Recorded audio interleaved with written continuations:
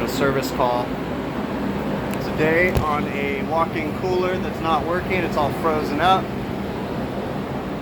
This is an old Heatcraft evaporator coil from '95. We're gonna get this thing defrosted. I already turned off the condenser, so it's already defrosting right now, but I'm gonna get out the hose and get this thing defrosted really quick. Also, we need to pay attention to the fact that only one side is iced up of a ceiling mounted coil. That side's not iced up at all. So that thing does matter. We're gonna get it defrosted and then we'll troubleshoot from that point. When you defrost these types of coils, you gotta make sure that you put the screws back in the screw holes. I put water in there to show you guys, but so when you get the fan motors out, I just have them hanging right now. You put the screws back in and then you defrost it because that is still your drain pan. It's just one of the bad things about these coils. I tried to do my best to plug up the holes, but there's so many holes because this coil is so old you can't plug them all up. I went ahead and politely let the customer know it's going to make a mess and they're cool with it. If this was a walk-in freezer, we'd be in trouble. But this is a walk-in cooler and it has a tile floor. If it was a freezer, you wouldn't want water to get on the floor because it could freeze and then lift up the floors. But it's a cooler, so they're cool with it. Always want to make sure you get up into the expansion valve section too. There's a lot of ice up in there, and if you don't get it, it'll make the other ice come back.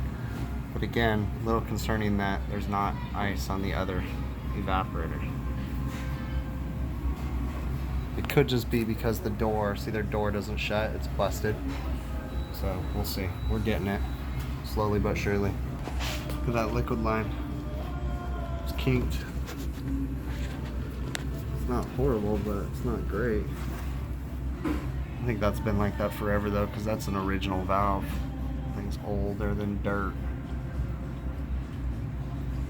Alright, well we're just about done getting it defrosted, so put it all back together and turn it on and check the superheat, see what's going on. This is an old coil too, so there's no superheat port down here. It's lovely too. And the sensing bulb's not in the greatest place in the world.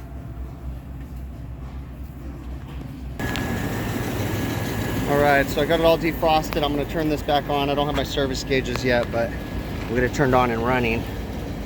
And then we'll check everything out with how everything's working with gauges and stuff.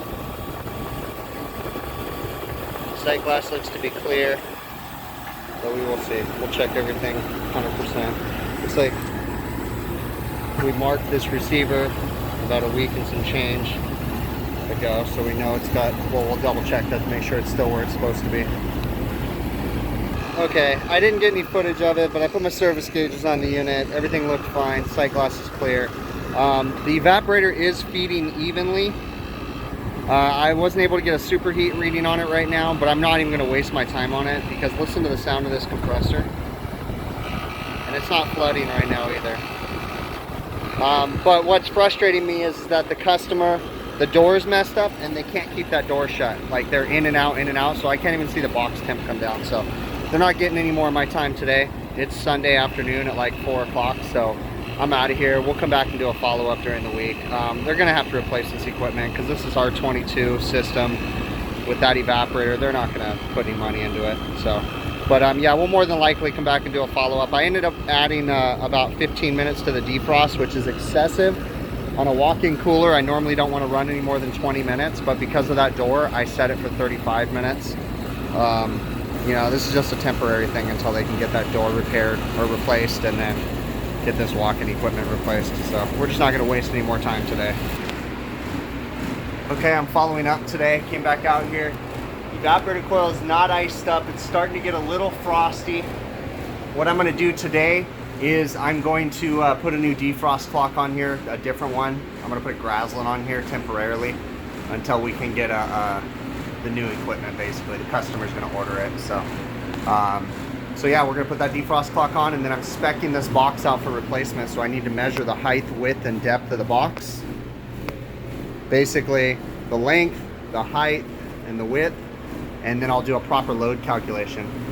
And now I gotta put that panel back on too. But yeah, we'll do a proper load calculation and then we'll go from there.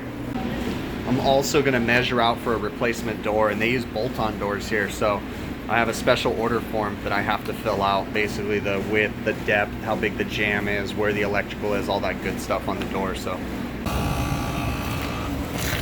Okay, so we added a new defrost clock. We put an excessive amount of defrost in this system, and if you notice too, in the middle of the night we do like an hour-and-a-half long defrost. But essentially we did defrost every 3 hours pretty much for 15 minutes, and then an hour-and-a-half in the middle of the night. This is excessive, but this is going to help us get by. Another thing I want to point out is the shape of this contactor. I know it's hard for you guys to tell, but I can tell you that this is an original factory contactor. And the serial number on this unit says 1991. I'm kind of curious if that's accurate. I think that the evaporator might have said 93. But this is factory. You can't make them like this anymore. I mean, you know, just not off-the-shelf contactors from our suppliers. They sell junk contactors. This thing's rebuildable. You know, and there's no voltage drop. It's starting to have a little slight discoloration in the points, but there's no voltage drop across it right now.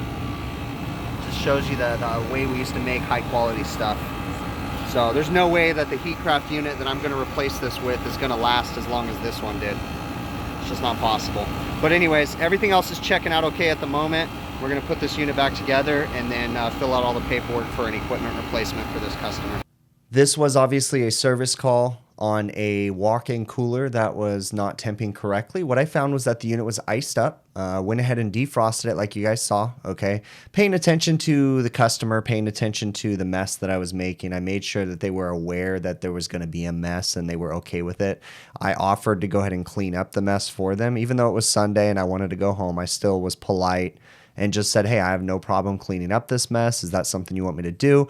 But I gave them the option, and they chose to let their cooks clean it up just because obviously their cooks cost a lot less money than I. So anyways, but you know, we're always, even when we're frustrated and out there on a Sunday night, we're still trying to be courteous to the customer, okay? You know, it is what it is because you know, it's those things that make them want to keep calling me, basically. Okay. So anyways, went ahead and brought to the customer's attention, the facilities department, told them the diagnosis with the unit, let them know that the equipment needed to be replaced. We have a compressor going bad. The evaporator's in really bad shape. The drain pan obviously needs to be changed on the evaporator because the screw holes are all stripped out for the fan guards. What else? We put a new time clock on the unit. Just kind of went through the regular stuff. Okay. This really wasn't a hard one. Just kind of frustrating that I had to go out on a Sunday night. But other than that, that was pretty much it.